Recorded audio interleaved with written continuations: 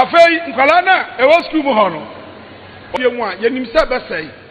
enti aban ye yan kokɔ no bosome ye ma wa aduane di enura wose ye de mom na de mom edi bosome a ansa na ka cha regional minister ni DC for say mo nkyɛn fama enipa ni nyinaa de ade ba ye no ye de ma nipa 200 50 omampanya ni so ade hu ni say enkum kokɔ ni nyinaa anwe wo ya wo mu a ton kokɔ no sika ubenya no fashem na safa ye bio na wo ya no nkakra no ebe ye adwuma kese ama wo a daache ubedi di ho afi de twatwo kra no afi wei omampanyina hye se ya wo ma ni bi wo ho a ubekɔ na ni kura wu agya no obi o ubekɔ no o won kwala be 10 ene de ka ho a aduane a ombedi kra no ya na eden ye nkro yi mu na nanom ne amanfo ya na mudidi to ede ma saafo ni binya aduane ye dai edie sa ema na tesa no across the country omampanyisa yan hwehwe mu mako 1500 sa 1500 na ye yi wo mu no yanya from Ministry of Food and Agriculture ya the battery cages ebesisi wo mu fie ho battery cage no ba bia nkokɔ no beguo ba bia omu nsuo befa ba bia omu duane befa ni nyina wo mu ya de aduane o de ma nkokɔ no so bre no ya de nkokɔ be de na tunkosua no e mako 120 ebegu sia cage ni mu ayedai e de amasa ya nipa no oyan ne nkosua no ba opa woni opa wonton nkokɔ no ba onto bi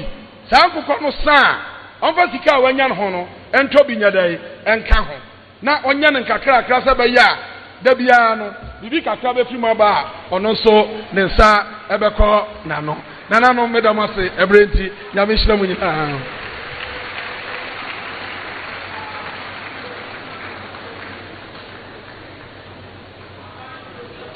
yo ono nyamfo ayukopoku yada wase bebre na nanom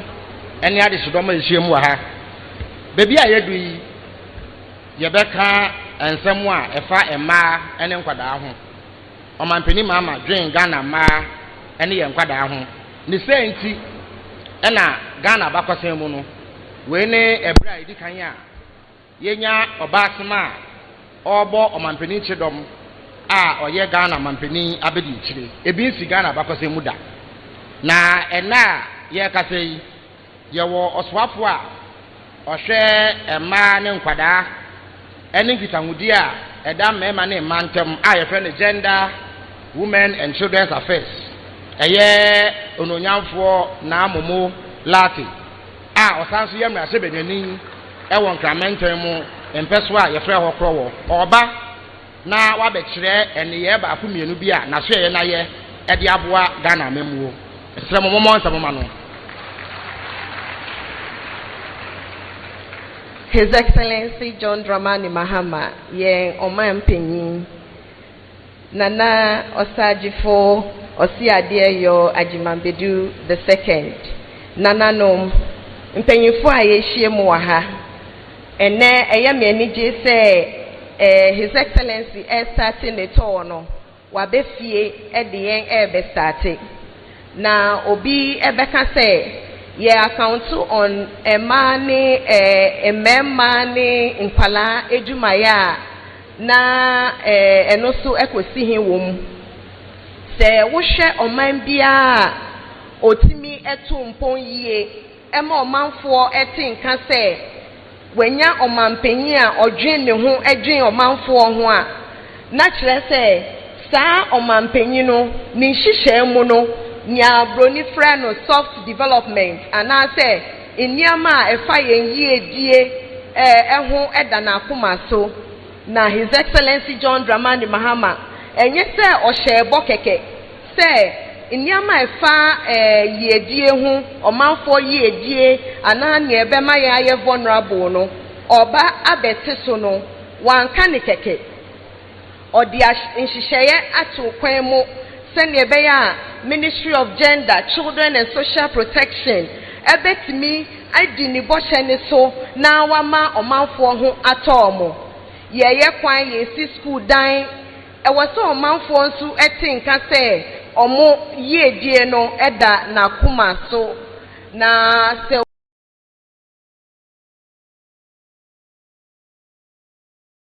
obi yedie da wakuma so a ubeye investment wudi wusika ebehye bebia wakuma ewo esansa nti no ena yegina hei ye be start free school feeding na nanom ni mpanyifo a yehie mu wa ha na school feeding a yen regional minister ebe bu hu nkonta no mu hu se eniama bebre akoso ewo school feeding ho na school feeding ye ba ye betuka Magana ha nyina yeti se caterers omu ko demonstration omu ko ha na enkwala no because of a car ye di caterers into no omu nya eduane no endi no consistently but ye ba ye no one of the first thing on mampenyi eye ne say obeyi saaka no afri ho nti omu ana ye di omuka ansa ye ba power no na me ne wo kasei obia oye ketra ye de ne ka no omampenyi His Excellency John Dramani Mahama echiaka saaka ni nyina efin so no ne etosu biom no ye ba ye no na school feeding no akwala bia enya 1 cedi 20 pesos 50 pesos wa beto so e dia call 2 cedis me ne mo kasei ye di hu efen akoniaba ana nkitehudie se ne be ya saa 2 cedis no ye betimi apagya so na ne wo mu ni se enye se sika ne ye beto no keke but emre so se wo se ye tua caterers ka emre ni beso no na ya ready enti time ni wie na ya ye documentation ni na wie a caterers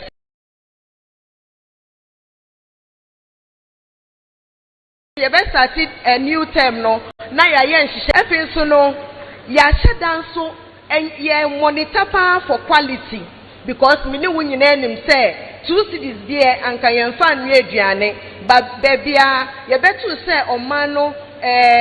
sikasem akono ye ntimi nka say ye ko increase no na emre ni do anya sika emfa ntia enti ye dia ase ye monitor enye ministry ni nkwa ana school feeding secretariat enkwa na monitor ba me ni wo ka say ya ye effort upon the instructions of His Excellency all stakeholders are omo ye basic school feeding mono ye di omo nyina ko field central for parliamentary committee select committee and everything so no obia ye development partners obia di ne ho hyemu me minister me di omwechi e ma ye koye monitoring na bebia eduane no enso enim a ebetimi ama nkwala no nutritional food no ya teso se ne be ya ania ye di atu ye enim no ye nsa ebetimi aka yamba leap ye livelihood empowerment against poverty ya dia His Excellency ba ye wa betumu from averagely no what so between 30 to 50%. Me no ka say ye betu say nanka efie a nipa efidia baako nipa baako and benefit from it no nanka ye 2 cedis 56 pesos sesi a 320 Ghana cedis sana nipa no enya bebia perform mienu ana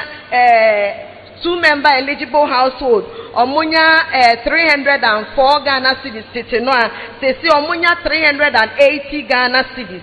ena bebia 3 eligible member household omunya 352 Ghana cedis no sesi omunya 440 Ghana cedis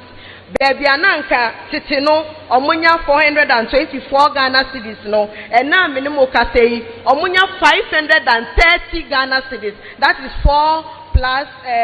eligible household and we are making nyina no enye say ye kan keke but leap time drew say be ye ebetua na ye no on time ema obia nso etimi de ye ne opese oye for the first time any edikan in the history of leap implementation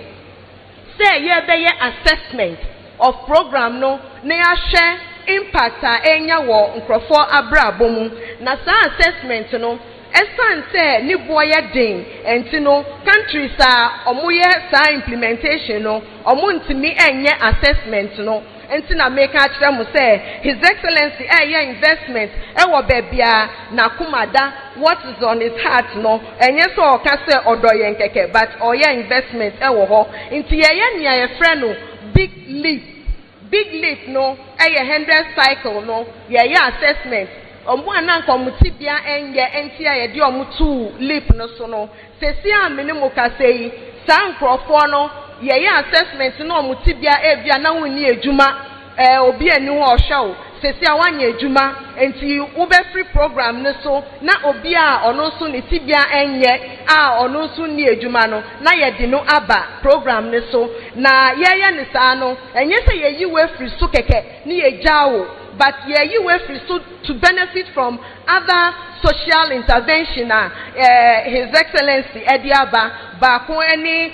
nkukon kitinkiti ya ye ka hu asem no na women's development bank no eno so nyame adom ewie yebeko afine ewie ye no na take it off nti ebeboa emanu so ayeyi omu a free leave program no so no omu so enya sika kesi a emu odru sin leave de no omu etimi de aye ejuma na infaso aba ho efinso no leap no 2026 aye wo mu ye hwe say households are a benefit no his excellency see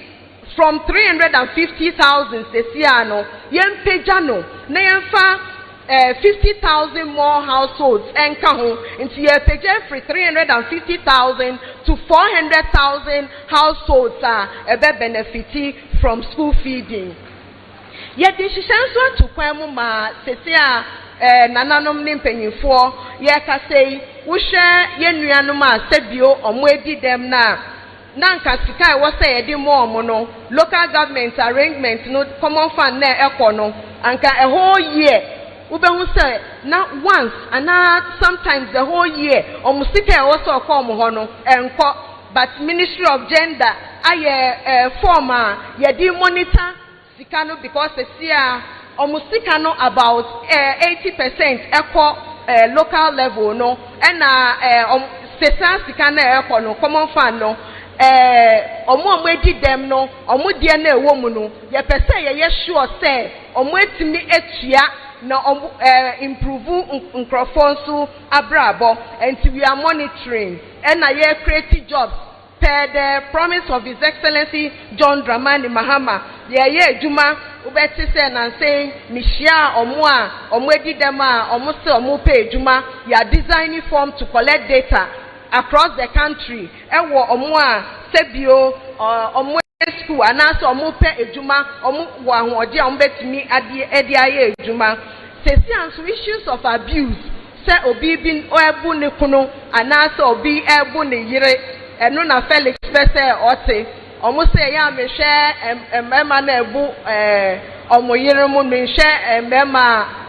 ebu omo kunu mu but the truth is that emema na omo be report to my no omo betimi aka kire o say omo ba me gi omo yie pa because it takes a lot for you to report say sebio wo yire abo enti omo ba me gi omo yie sesi a wo hwa ministry no any policy level pekeke but ye bafem issues of abuse na ye ni CID and other stakeholders ni are responding enye enunko ahanom no nananom ye besremu nidie mu na mu mboa ye say sa yakayaka di na ye nkwala ene ma ena embema ewo ye mpotem mu no ye bebo modin say eba ye mfa ye nansi su keke by report to send a beya, it will deter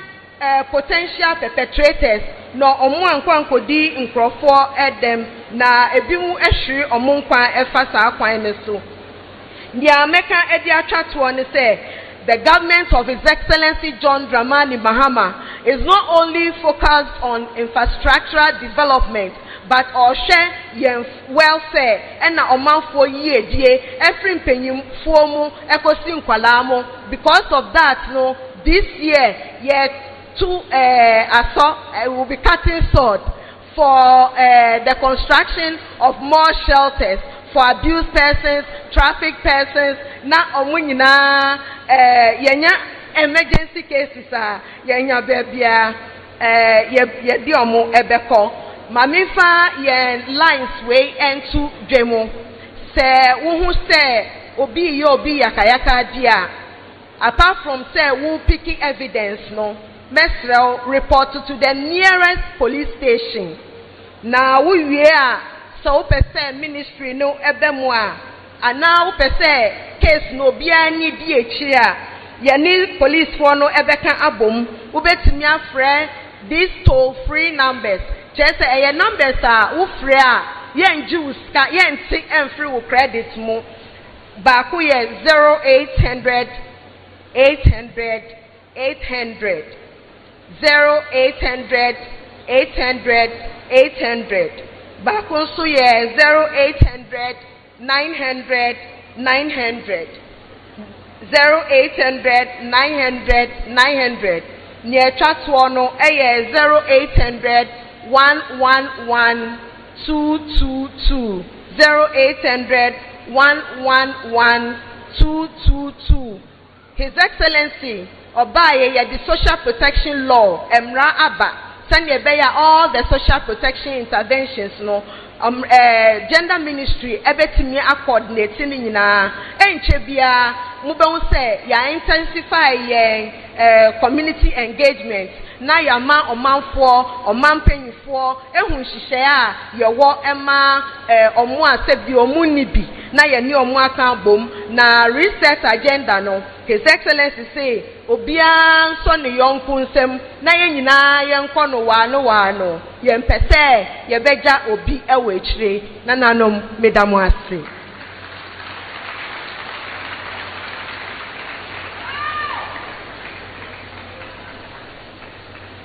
Yo ono nyamfo na momulate e beda wase bebre emse na nanom wamana de di pefe se bi enye ema ne nkwala yedie nkwa na opre esanse na emema dodo na no enwinwi se ekamia ye se ema ne nkwala yedie nkwa na opre na ne de wamana de di se mema eyedie so hia no nti se bi o ye be ma na oba etete wa so mo na so te na obetu ho na mo yede na ase bebre mo nsam ba ko nka no ho na nanom ne adehedom ehiem wa ha beebi a yedui ye bebo ewura eye enkuro ketwa amemuo ene nyamesom ho nsem ena afi so ahensem na nyame ncha de eye mo amodehye ena mampeni maama apa no se onhwe saa asuye so intimen se mrekura meto nsa afre ononyamfo Ahmed Ibrahima oye mrahye bedwani ewo banda a osanso yesuafo a ohwe nkronketwa amemuo nyamesom ho nsem ena afi ahensem medamase bebre. Thank you, Minua.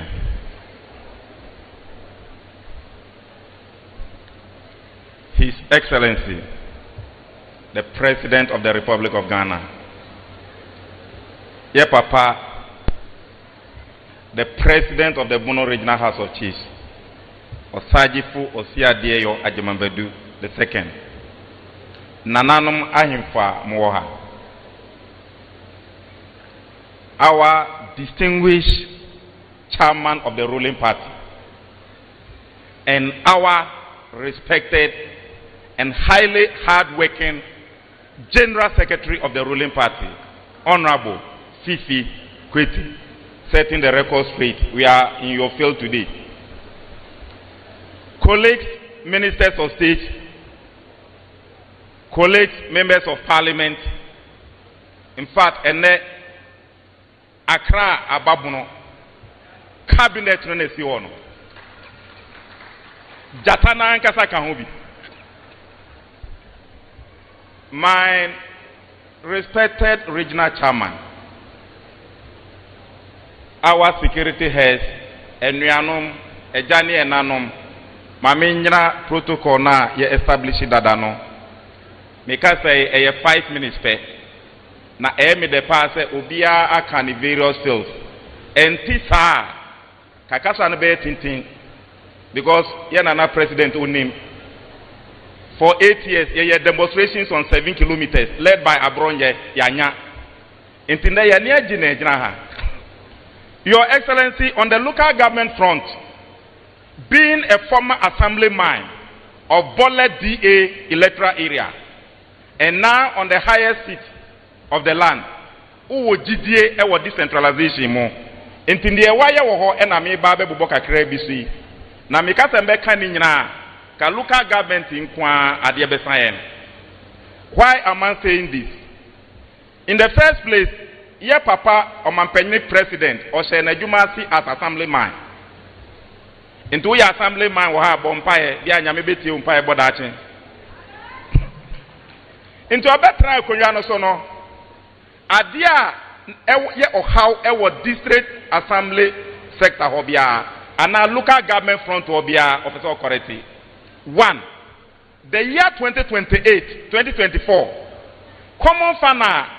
the former president ethical district assembly now a 327 million Ghana cedis. And Ukraine arrest. So uko bukuma 2024 no show. Omanpenye betra na okase de biyent mi betra omanmo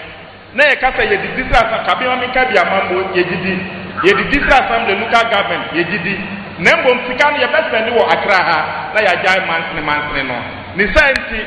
not less than 80% of the district assembly common fund should go to all the districts. International 2025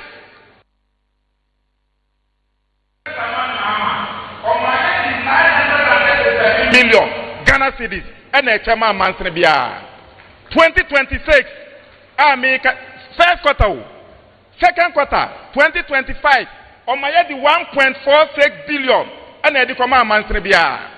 2025 third quarter on my head 1.8 billion Ghana cedis and a chairman. 2025 last quarter 1.990 billion and a decoy. In the Sayaka Sika or the call 2025 a 6.3 billion Ghana cedis and or the command 261 assemblies no. Compare 6.3 billion to 320 million. Were we sleeping? 6.3 billion 2025, 327 million 2024. And nunti and assemblies no mansre no biadida. Nothing was going on. Or this ikanu buy no and oka say yam fancy sento said the beya mansre bia the beya juma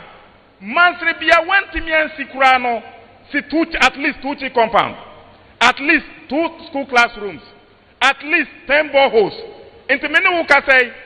mansre 261 no bia 8 to 10 boreholes wa. The year 2025 there were 2,610 boreholes. Nana no muko srema a binum ako is to boreholes to binum to 20, binum 8 to 30, a binum 8 to 10, because boreholes no ehia binum pa. Enti 6.3 billion against 327 million, setting the record straight. The year 2026,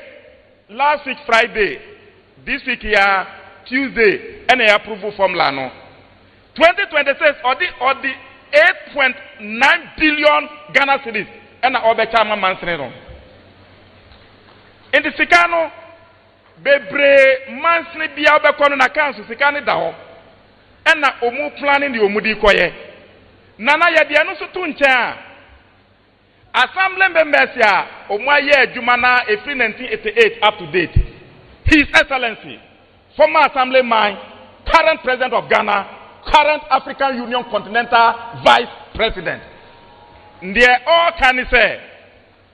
one why assembly Jumana Bida. Assembly member say me kwa phone na your friend say obini ne yire kunra nti say ye di asem na odi sika na foto kwa nya kwa phone.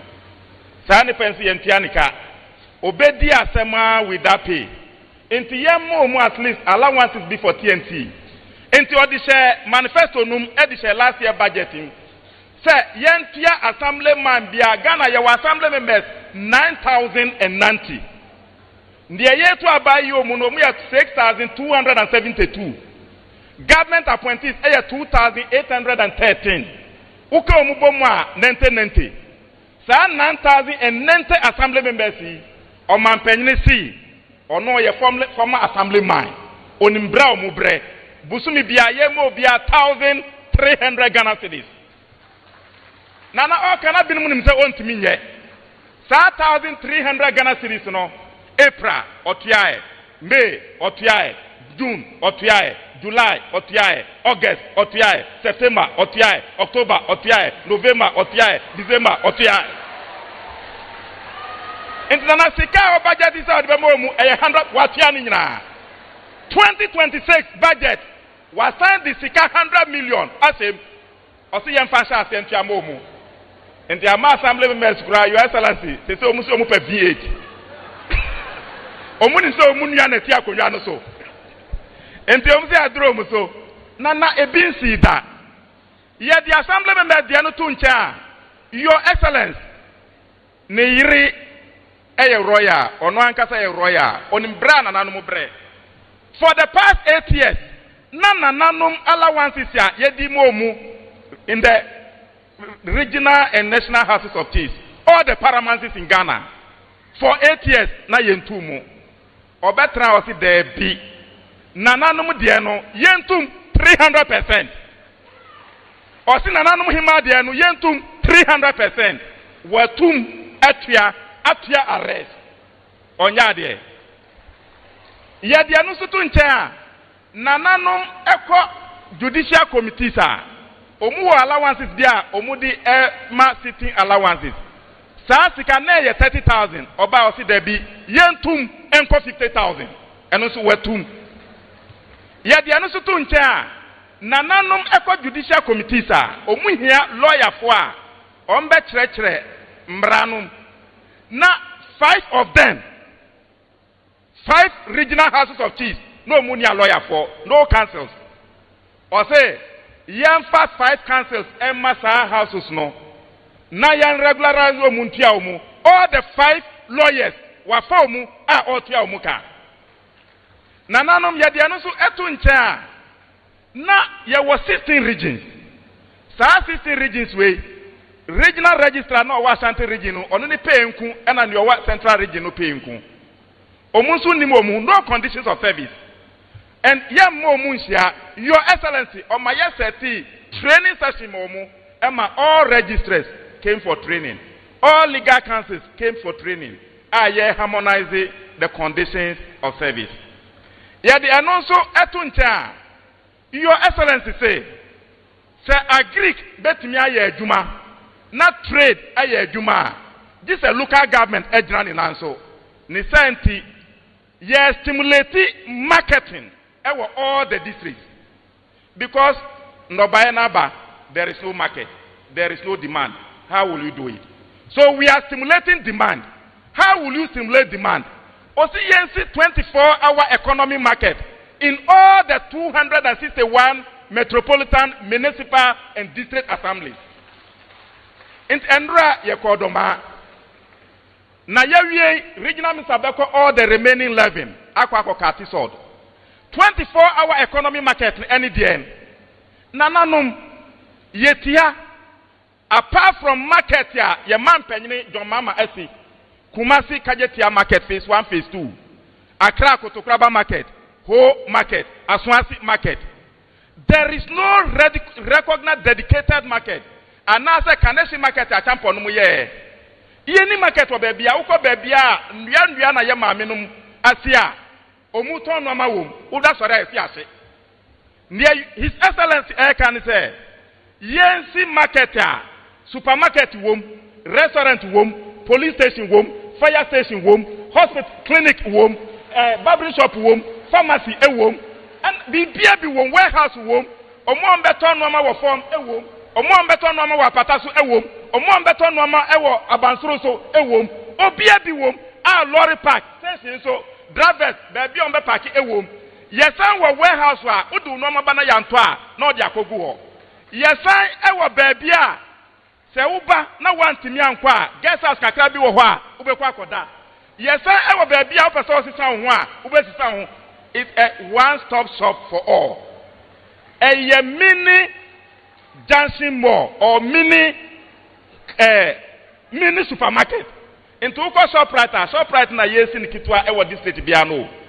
So by the year 2028, Nana, na me catch them say, market beer wagana biano, a very signature project for His Excellency, the President of the Republic of Ghana. Nana ndiye na yeka Udi enonso etuncha nananom. Ya ekosre 7 kilometers ya yanya. Yanya o ena ebetra. Enti ya bru ha de performance voting ena yeye. Uya de ebetu ama o, wanya de ebetu atia o. Ne maniaje na menka ni nyina. Menisa ye wo bunu manifesto wo ho. Enti regional minister akasa na me compare ene ye manifesto no. Na minister, Your Excellency, me de me kasa no ebesi ha. Ndiye aka no enye nkoma ye de by kakra bi. This is ya mo ha. Omu amu besi o manan mo no. Out of 12 no, 7 efeli. Enche musu ye de mu records beba. Omu feli na mansena adwuma na obi ampe. Switzerland aban o si Ghana. No man unko yenti onye business as local government biom oko. German aban osi oko. Na His Excellency ba ye osi no. Let's yen shisha no man ye no mbesa aba. Ye shisha ni ye Switzerland aban wasan aba. German aban wasan aba. Eno osi yen konko cheki mansre no. Ye ko cheki ye out of 261 districts. MPP for na antimi anya assessment no in 2024. And the sika na mrofo no di ba no omu amfa ma because one assess hu omu amfa ma bro ni sika ye ndi nukwa His Excellency ba o ma ye assessment no 2025 ye no sika ye chama mansene na omu pass ye no out of 261 emu 118 e pass ye na 118 DCEs out of 261 DCEs omu pass ye no Switzerland aban German aban omudi sika ba His Excellency edi bia kaon enti sa 118 no obi abenya 90 billion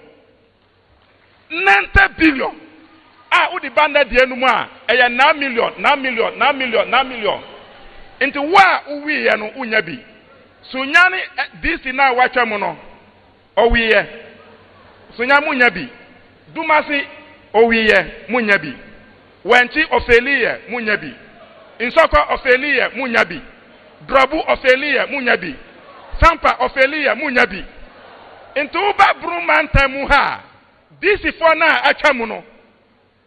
Emu dumbienu no. Emu 5 numpe ene pasiye. Doma Central DC o pasiye. Inti Doma 4 mubenya 12 billion. Brekun West Doma West opasiye. Into Doma West mubenya 7.5 billion. Brekun West and East mupasiye. Into mubenya 9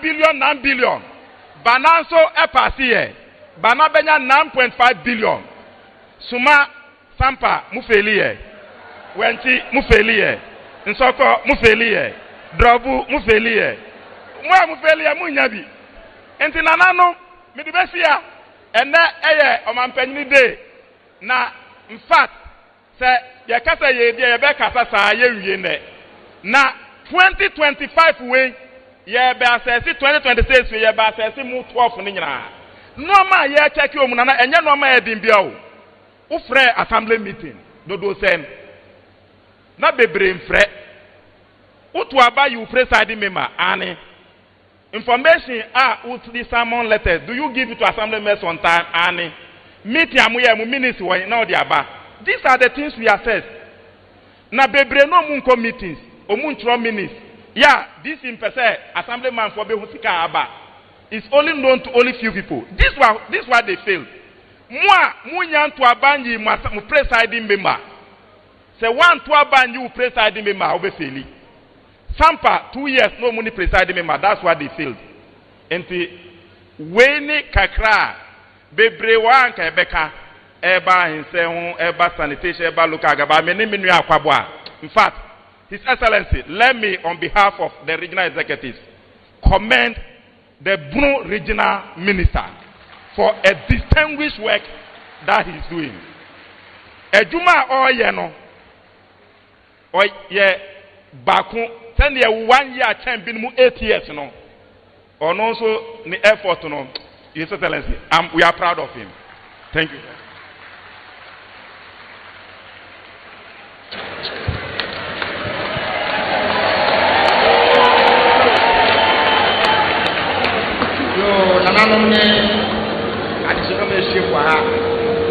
Madam Asibiku,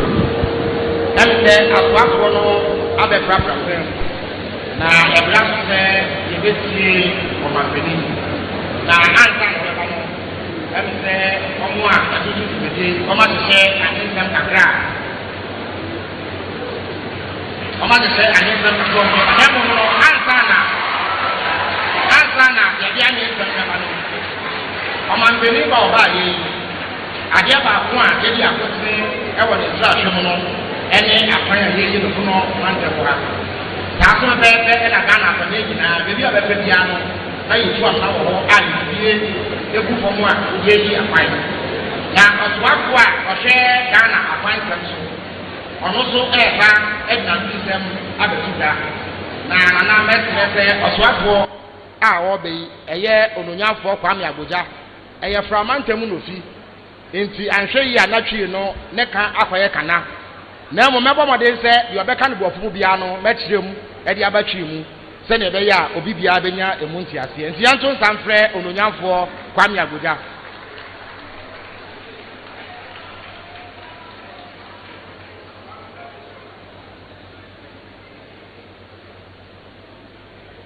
Omampenyin President John Dramani Mahama. Yewura Nana, the President of the Regional House of Chiefs, any Nana Numina, Ye National Chairman, the General Secretary, Minister Formina Mwaha, Regional Minister,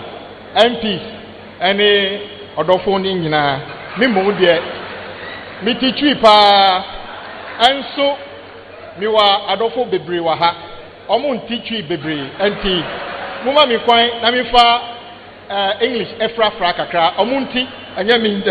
nti nananu regional minister ayejuma bebre asemo awoka aha no. In fact, it's a summary of all that we have done in the region enti enhia say mi repeat nyama bebre. But their President Mahama aye or is doing across the country on road is what I'm going to brief you about. Nananum ansana President Mahama take over as president. A kwanya yen crofo and before omodima contractors across the country ni bo about 110 billion Ghana cedi. And so contractors almost over 90% omuni site. Omodi ejuma numa omuna contractors for omujani. Why? Because contractors for omu ejuma and na omu raise certificate almost 40 billion abanda da entia omuka enti omujani ejuma nu ewo ho. In fact, jini sampa kwan ekan bi enti na omoye nsa. Nananu kwan usia untumi mbo ni de ro bebre because nipa ehu a friend say brekum for ye kwan wo brekum say ya na ye jini for mu wa ha ye ekwan no afri jini ho a sunyani uko around sunyani unhu say President Mahama juma enti ye mbo no de we bebre the American say President Mahama aban research aban as a matter of fact then tina mikasa in 2017 immediately President Mahama President Akufo-Addo took over. He took a policy decision to suspend all road contractors except, including Cocoa Road. Say, omu year investigation. By the time omu year investigation, almost all the roads have deteriorated. In fact, I attribute the Cocoa Road program failure to part of the decision President Akufo-Addo took in 2017. But the recent president said, from the day he took over, no ongoing road projects should be suspended or cancelled until we are continuing all road projects as a difference between the other type of government and the research type of government. We want to thank President Mahama for showing different leadership. Apart from that, Nananum, President Mahama made a debt of about 40 billion if you add interest. In the past, they will say, we are NDT4 Nedi Ejumanumao and President Mahama last year alone, extra arrears to contractors NPP4 Edi Ejumanumao almost 10 billion Ghana cedi. Not one of those contracts were contracts he awarded. This is the difference between the other type of government and the research government by President Mahama. And many contractors are owed money, but we paid at least 10 billion so far, and that is why you see some of those contractors back on site. And now, President Mahama said, campaign, we go around the country, our trunk roads are in a very deplorable state. So he decided that he would tackle this once and for all. And President Mahama is on track to be the president that fixed our broken roads across the country. He will be the president that invested the biggest amount of money on roads, and every region will see a result out of it. His first priority was to say, all the trunk roads, the major trunk roads should be put on contract and prioritize them and call them the big push. And Oka said, every region must be accounted for in terms of the big push. Region one of the major road problems here is the Gini Sampa, the Kumasi Outer Ring Road, and many more. In fact, we have about 64 road projects going across the region as we speak, including feeder roads, highways, and urban roads. We don't have time to mention all of them. And what was the basis of this? Nananum, Gini Sampa, Ubehun said, Yenuanum Omoado Cashew Bebre. What they say, bags and bags of cashew are by the roadside. But if you are driving along the road, when is this cashew going to be removed so that the farmer will get the benefit of his investment? And President Mahama said, Yenya way, say na ebe to me a complete a equino. Meaning say stati Gini Sampa. Nana me papa Dr. Afram Brempong, the respected member of the National Council of State, was concerned that historically, Sakwainu, Abai Biaba, or the contract, but and the say, dear, Wensu will follow along the same route. So he called him many times and complained. In fact, at the point in time, he complained when President Mahama was there, and President Mahama said, this one will be completed within his tenure. And now, Yekohoa, Yehuse contracted for Omuyejuma. Nananum, President Mahama is saying that Gini Sampa shall be completed by the end of 2027. And we mean what we are talking about. The Kumasi and the SUNYANI Outer Ring Road shall be completed on time. Nananum, the big push is not just a road project. Today, across all the regions,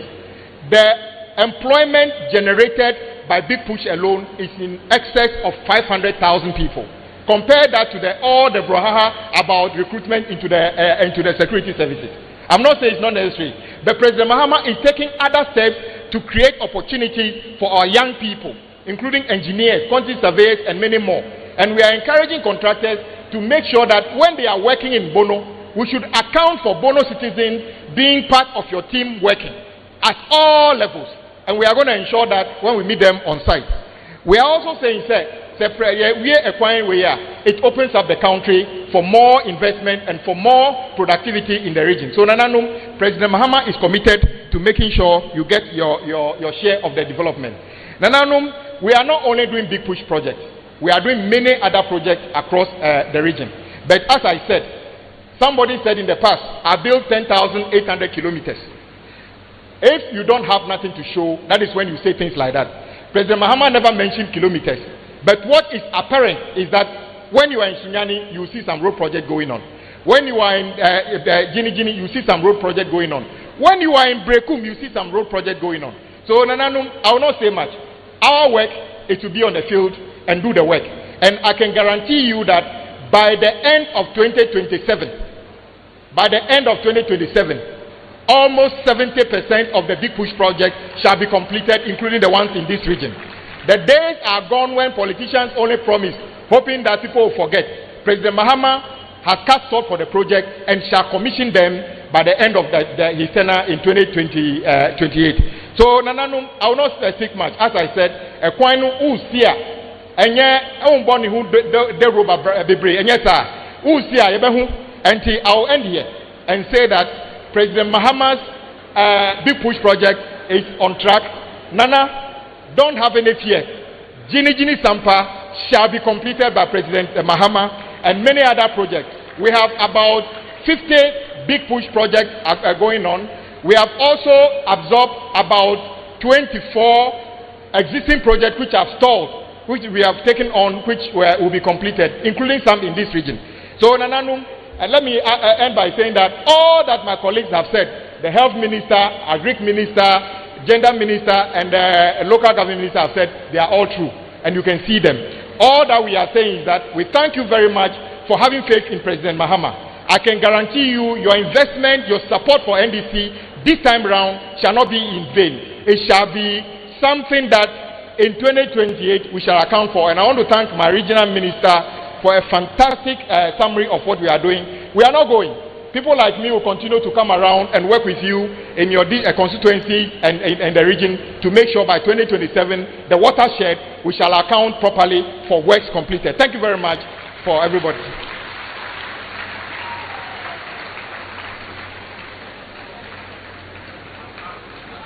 No, yes, I'm on some back on Canon. Nananom may I send a match Casa or Can na send him for the first year. No, say, who would be an out to share with you? It's on no apple, can be passed where the Okayan in Ayati as here. It's better than a Sibibri. A beer, you better suffer a year a good if a free SUNYANI Senior High School. Now, Omadi Anian Sam Kakra, Abba Ball for Mantinia.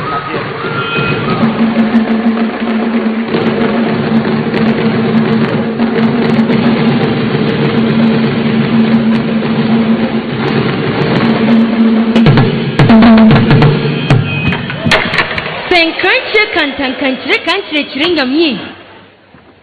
See a breath for Jama Dway. Okuku drew jump point. I sit shut me. Yet Thomas you. If we say, who Richard Adiano, what say an adepa? What say an adimu?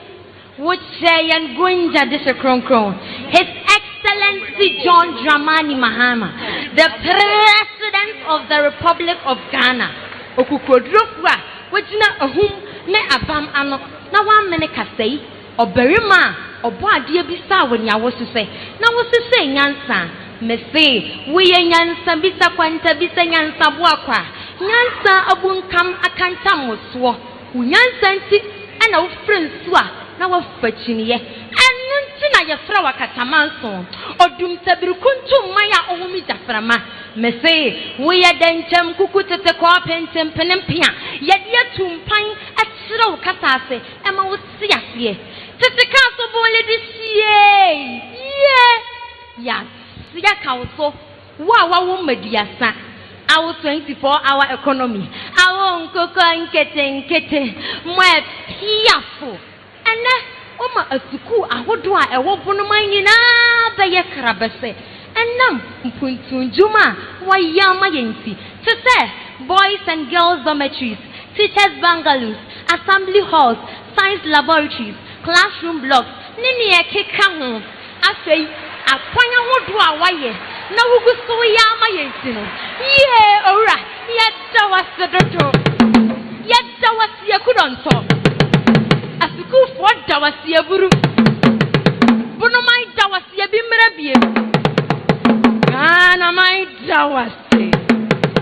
afei insiran sema wa candidate no mini nyina mra waso jo mema munyina manisia muteme ya nana adwa kyerɛ ma abrakum ama nkɔkɔ ade se kononkora me CPC ta no se wa brakatu mpanyi samima me ba mu kyɛm so a mutie mi mano aso me da mo ase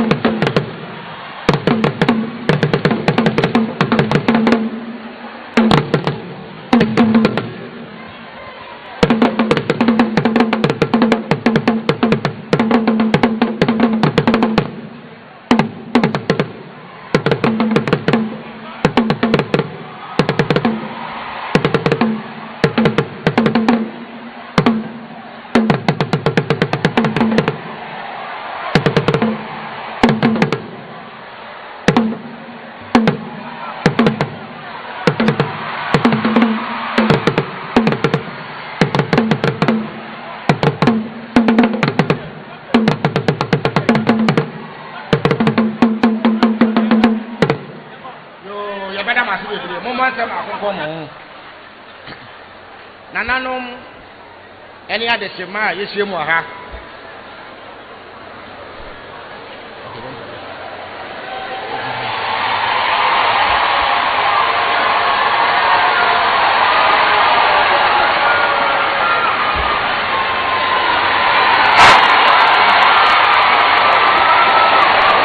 Yadamasi bebre Yadamasi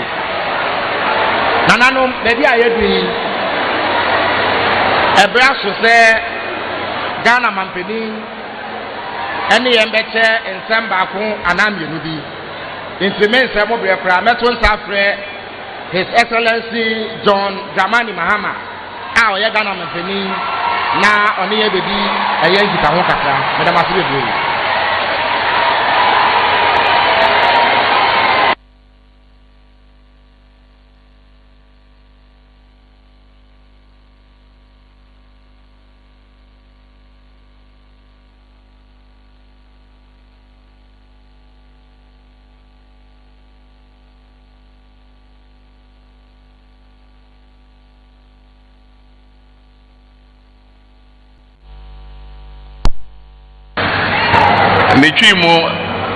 Metwi a okai no na obone ho modern pa na ba ko eto masum no ene se o se wo si kwan a yan hu dede bebre naka obeka se wo yi kwan a yan bon hu dede nso waya ade pa me bona ba so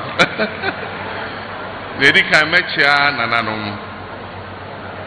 Minya doma hene, minya suma hene, minya mo ahemfunyina, me maame ahemafo, me damwase. Ene mwe pie abodwa amana efe. Me hwe sene amote ho a montoma fefefe ni sene amote ho a na eye enija asem. Me damwase. Me kwada anso a omufi secondary school si nyina Moso me boma vaso me damwase ene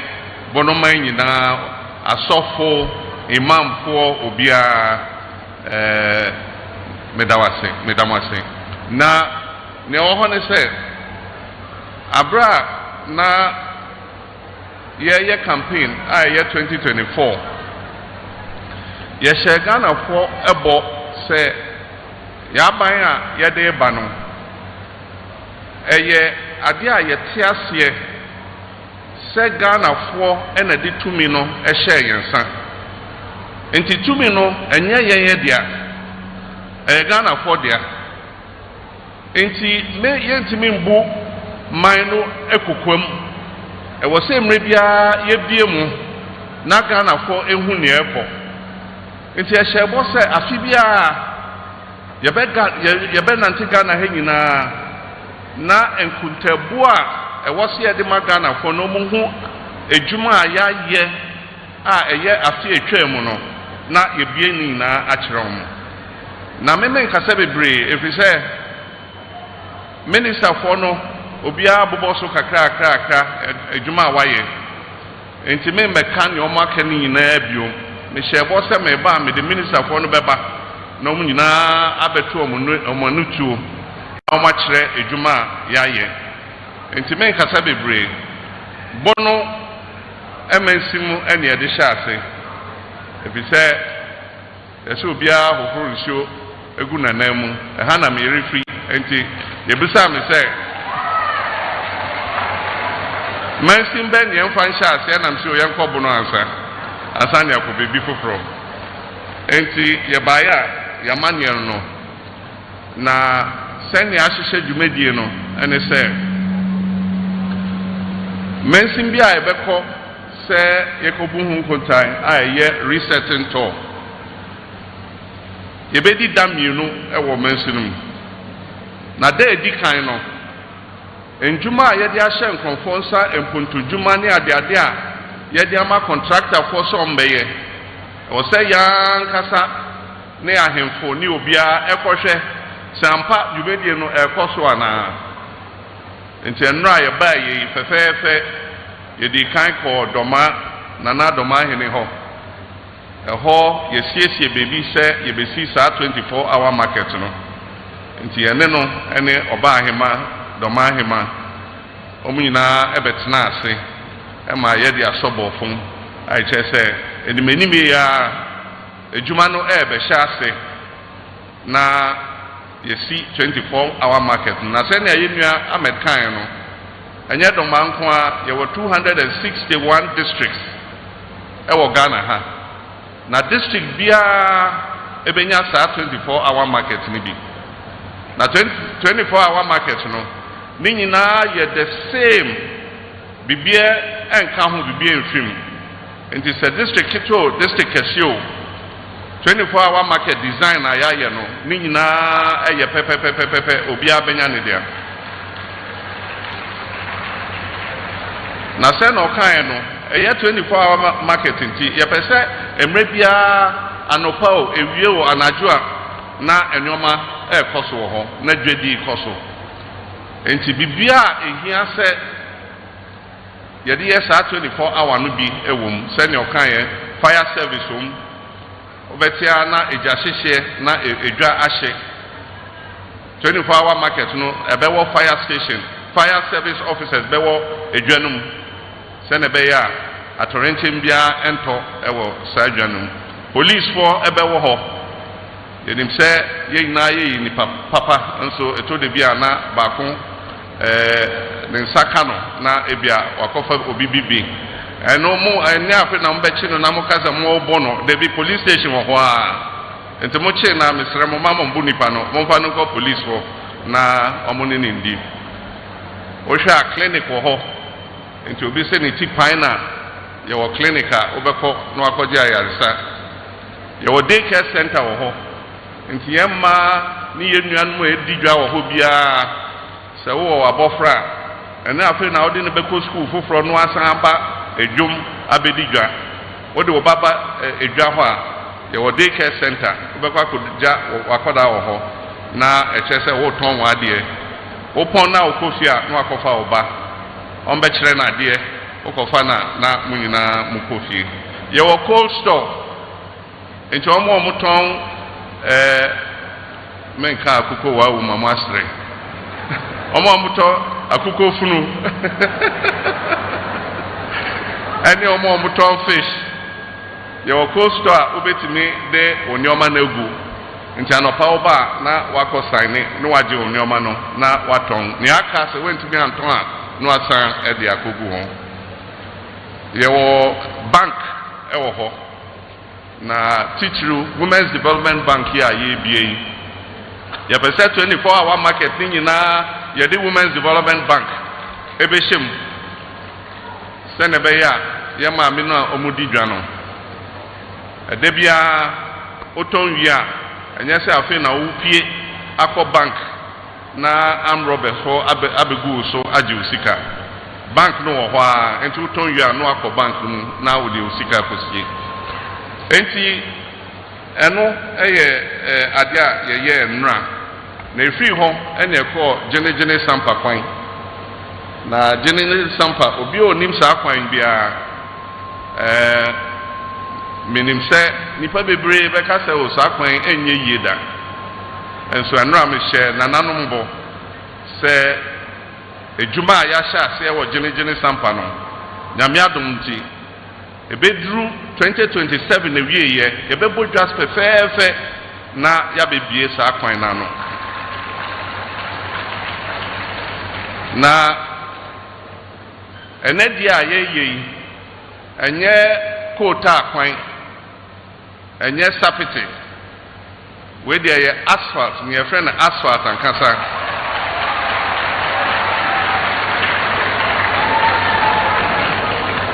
efisɛ wohwɛ saa kwan no a ɛyɛ kwan a yɛfrɛ no international route a ɛkɔ Cote d'Ivoire nti yɛne Cote d'Ivoirefoɔ edi dwa ɔmo de nneɛma ba yɛso yɛde nneɛma kɔ nti wotumi hu sɛ cars a emu oduru ɛna yusu saa kwan no nti wode koota akɔyɛ so a afei baako afo mmienu na koota na awan nti nyɛ sɛ yɛbɛyɛ no asphalt na akyɛ afebɔɔ ama yɛn nti ebeduru 2027 na wieyɛ na eno so nyame adom ya ye ne sorry anopai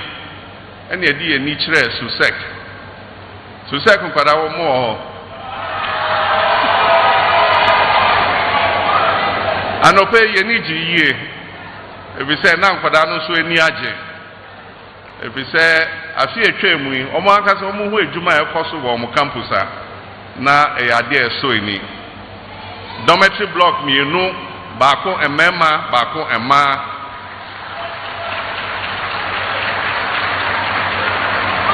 classroom block baako kese science laboratory enso okoso ena emre bia yesi adan wo school ani ewure fi se enkwada no enkyere omo ankasa ho ade omo teacher for enkyere omo ade nti esi dormitory man kwada na ewure fi teacher for nti eno so 2 blocks aye teachers quarters eno so yesi wo ho nti yakohwe e ma ne ye fe omo se ebedru afi ebeyi ebedru ni finfin na echese sajumedie ni na no mowie nti emre no do a yebesa ba ni abepa ho ntoma na minim se enya honkwa e na sajuma no ekoso ukodomani ni bebia secondary school ubia enya ne chefa na senya minu akire no eye bibia abaya etwe mu no ena emma empuntu a ewo schools ni nyina esan echi efise omo de bibia efe no capping and realignment law ebai enti statutory fund bia ewo ho bia se road fund o se get fund o se district assemblies common fund o se national health insurance levy o eto a yetua eko sa fund mu ebedru bebia no mo twaso na sika edaso no na omo de akogu aban efotom na aban ede ye bibi foforo enso emra ye de hyehye ya ye yi sa eto ni nyina egogu sa funds no ekyere se wontimi emfa se sika no emfa nya bibi foforo nti se national health insurance a e wo se ye de ye apomodin adwuma say a get funder I was here the year addition ejuma into one of the first things I hear in is capping and realignment law abai dada no pass here no ye free ho send a beya a toa ye nyina ye chiano ni nyina 100% ebekwa kugu sa futuo num na ye dia ye ejuma I was here the year into ye sa capping no capping at the billions of cedis abegu get fund at the billions of cedis abegu health insurance at the billions of cedis abegu district assemblies common fund enti afa won te say health fund national health insurance hospital for beka say o afa de yenje health insurance bi wa bebe bia e wo se utua if we say claims bia ombo de beko national health insurance in tempara na etua omuka. The same thing with district assemblies. And no minu amedaka. Na sika was a eco districts no. Yemfa eco districts no. Ena abai edi sa sika no. Omode ekuta sa sika no won kran. Enti si ebesi school block ewo fetanta na enkran no mbeka se contractor en free enko fetanta nkosi school block yebesi school block ewo wenti na yeyi contractor ewo akra se onko nana wenti hene ekrum enkosi school block ana chips compound ene say decentralization enya sa na kire decentralization kire say ewo sa wo the resources na ma district na nkasa ebia enye nya wo pese ukosi ama omo no enye enu na ehia omo enso wo di sika no kwa omo ena behwe na ehia na omo di sika na ye enti eno so mema emra se district assemblies common fund na ebe bia 80% yen you be 80% I will say ko good district o na omo ankasa omo kwanye nyom beye enti na wo be hu say afi district bia wo ko bi o account a sika ne hye ho eta ho enti assemblyman for presiding members ahemfo Mr. Momoni district chief executive no mo pa mutinka mbom yes ya ekoi 80% no sika edosu ye na mu nyina mo fa adwen nea mo de beye se ne beye a mo district ni nyina empuntu obeba ho afi obi am bebusa me se o ye hia jina nan bia o ha ye hia chips compound o ha wokos rana na o nana se o akwaba na de hia ye ene school block ha omuni school block na na mesremu sika no eta ho mo abu betimi esi mo school block enti members ramu ama mo ka se mo pe KVIP ana chips compound ana bibi na ne wo ho ne se senya meka men ka se bebre ne mede betwa to ene ye sika sem no kre ye ba ye mo nyina mo nim ni afam and share by 4 to 5 years ni yesika sem essay na nyoma be ye den e wo Ghana ha edru maybe 2022 ya na so kire wi ase nyina se bosia ya bo ya ka ye de ye ntimi ntua biom enti sebanisa you will be a friend of debt restructuring wabobusia na wontimi ntua biom no e wo se ofre omo a odi omo kanyina no moba na wo pacho wo se o we dem sremo ampa me beje busia no megitum se meje busia wo ho meje wo general mosquito ho meje wo regional minister ho meje wo opoku ho meje wo Sam George ho na munyina abe hyai no kra ni emi ntimi ntua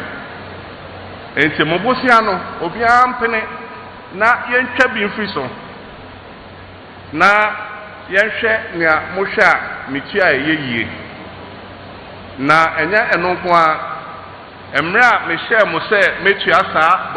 eka no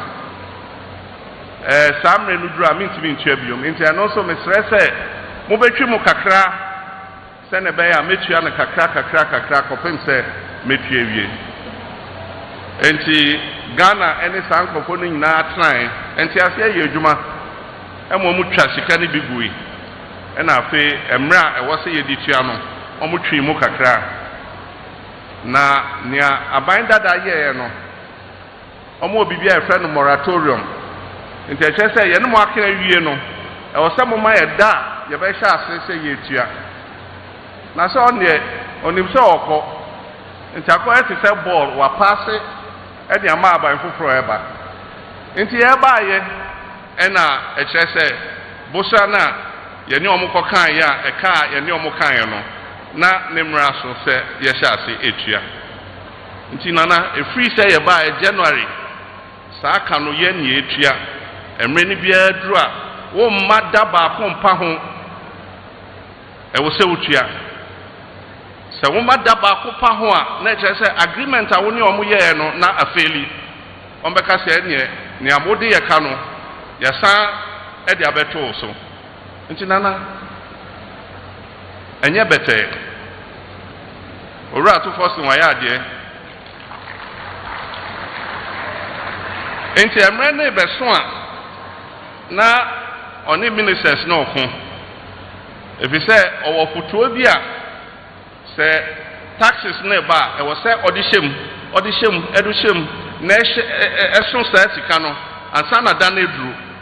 enti wo na rikopoku aba o se o menkukon ketenkete program na o se wo de fatu nche ansa se Ahmed ba o wunya ntua saade a wo ka se wo besi University of Local Government o se wo fatu nche ansa o de ma mintua e ka ne wie ye wie a na ya sha ase biom enti otata sika no saa your friend is sinking fund emre no du anu etua emre no du anu etua enti nyame adom kakra ye etua enso yebo ye sika ho banti ama yenya sika anka yede be sei ene ennyoma ehu hia ama yenya sei sika na yede ye ne hia yamanfo ebi ni big push aban bia yankobo obosia wo bebia se yede ye big push ya ye sika jene stampa ya ye sika obi aka prenka ho Sunjani outer ring road ya ye sika en sika no eta ho enti makacha contractor fo ni nyina say ye wadwuma ntem na fa o certificate bra ni ntua oka enti meka say ejuma o ma ye big push ni nyina me ne o ka say ye free nkran anything na to force na ntimi ama o won office e na o mo sign o mo certificate say o mo ntua o mo ka Kofi Job outer ring road ni certificate kan na say ya o mbetua ne ka nti abebo ho bosia cement na bibia me ti ho akireo enche bia ni sika beba o ya filling station no abeje o diesel at least on betua kakra na sana construction industry economy eno na ma oman ekoenim every say construction industry ko enima ni oton cement onya ejuma eton ni cement ni oton iron rods otimi ton ni owo filling station oton diesel ema contractors ni a osiesie heavy machines bulldozers ni ade ade fita for omunye ejuma ye omo ton eduane ma ejuma ye fo mpo e wo site so ton wache ni dokono etimi nya kakra e de kohwe fie enti kakra enyoma e koso wohwe yesika sem so a afa ejina yie se ewomu a na bibie siwiase na ama obi economy a woso kakra me ogide se senya ya hyehyɛ ye nyoma no economy no wa honden chen kane no enti ewomu se Iran ne ho anhoamu eko deze bo kosro enso entotoya ye de atofom ene hyehyɛ a ya ye no me ogide se nyame adom enya dia ebe ya atorenchem amagana fo enti we de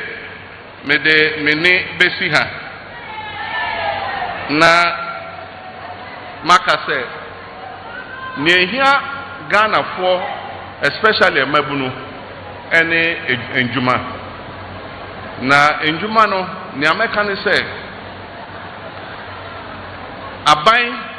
enkoa entimi fa yamani nyina efisa wo hwe Ghana ha ye 33 million people your population ye wonne e wo Ghana ye 33 million people omo ye aban ejuma aban etu omo ka doctor a nurse for a teacher for watchman for soldiers prison officers fire service obia oye ejuma ma aban omo mbru nipa 1 million out of 33 million enti say enyoma mienu a was here enye obia na nyame bo se uwie school abeye ejuma ma obi usu timi bie wejuma enti ne de program saba ejuma wura ede ende se ne be kire yamabuna senya ye hwe ejuma so wa utimi bie wejuma na wo hwe so na ye kire uwie a ni ama o capital kakra ni mfidie kakra se kosha ase eye bibi uhu obi a ene owo sika wan sha se onya sika sa o sha se every baby nipa ene yebo amabaso so mu yesika fo ni ade despite not on CD as a cassette ena kakra o de abedu baby wedru enti ejuma ketu ebia enya fun utimi sha se eni bibi kakra wo ye na nipa esrew nso achi na ombehwe na akodane dua kese enti anu ya baako na ne toso ene se enyo bia na nyame born se fa uti ne nea wonim nea wahia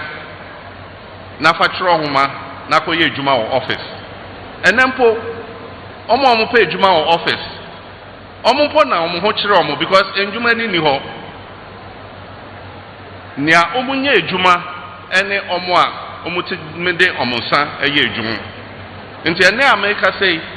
yenua agoja kan no construction industry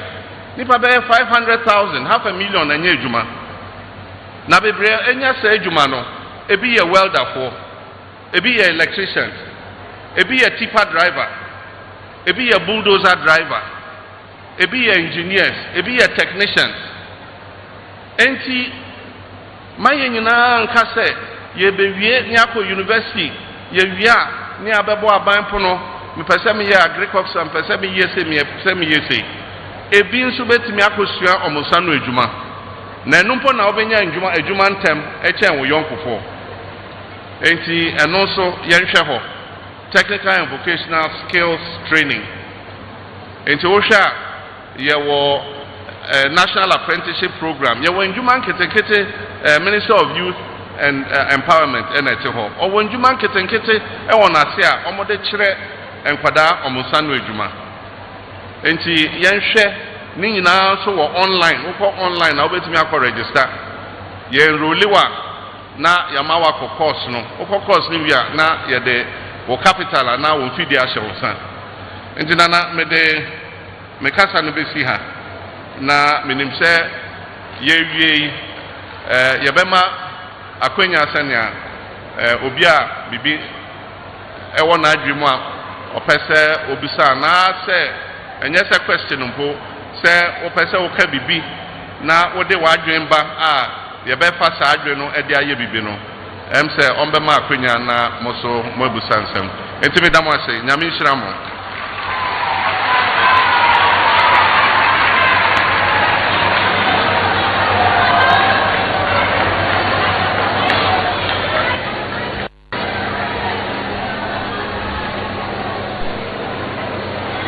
Yo Ghana Mampeni, His Excellency John Dramani Mahama. You better was the breed. Say what over Edja in Sebnumu at the Amayan. Son of Mampeni, a Chimuno. Every Yedri Yadi Aquina better war. Ama Omwa, a war in Sembisa, and I say Omo Bibi. Ah, on the best saw the Apostle and Nanosono, Omo the Abba. Now in Penance. Agro aya de no na adiesa nkwansefo sane yenya enim no omampani ne nante edoso enne se yakadwumedie beye mienu anamye nsa bi ansana wetumi ede eda no abeyeye de sane nti yebesre se mobepene ama yama nipa enum akwenya na omaka bibi aso de akoso yiso anase omabisa nsem na mesre se yenyina ebekọ benkrom na yama nananom akwenya se nananom ewo bibi ka na omeyi nananom baako ama ne dia tuga ye wi a ye be omanfo ni mu na nipa enan so ebisa asem anoma ka bibi e dia so de akoso yi so if ye be sa save nananom ho nananom akwenya da ho se mu wo bibi ka mo betumi e dia tuga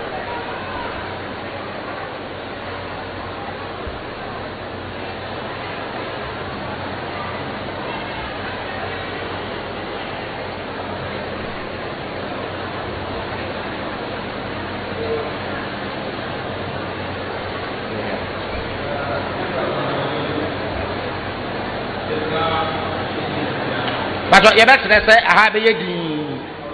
Send a day you get to me 18 and anonymous.